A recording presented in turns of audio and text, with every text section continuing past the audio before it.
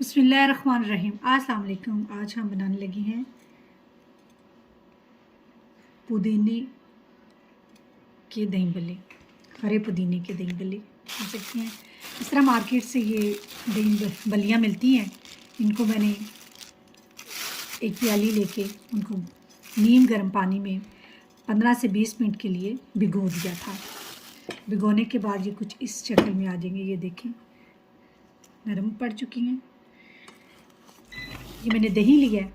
दही में मैंने पुदीना, सब्ज़ मिर्चें ग्राइंड करके डाली हैं।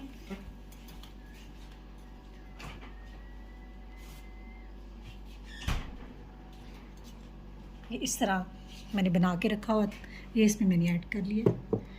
अब सबसे पहले हम देख रहे हैं ग्रीन हरा है धनिया के साथ हरा दही। अब इसमें हम ऐड कर रहे हैं बलियाँ।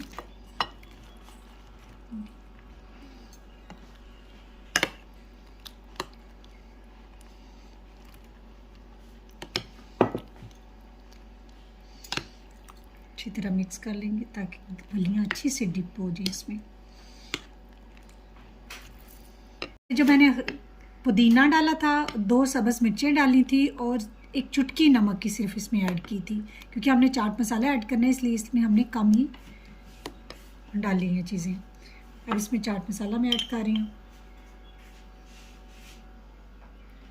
अगर आप सब्ज़ मिर्च नहीं पसंद करते तो बेशक आप सब्ज़ मिर्च ना डालें, खाली आप पुदीने भी डाल सकते हैं।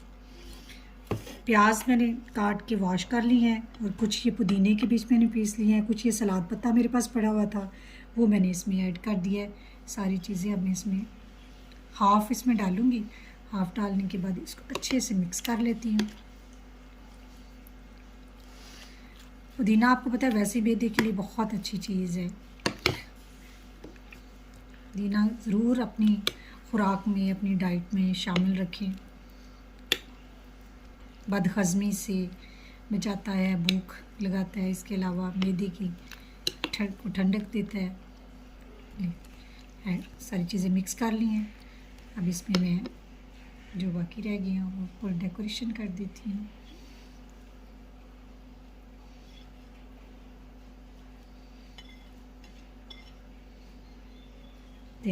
मेरी हरे पुदीने की चटनी के साथ दही भल्ले रेडी हैं।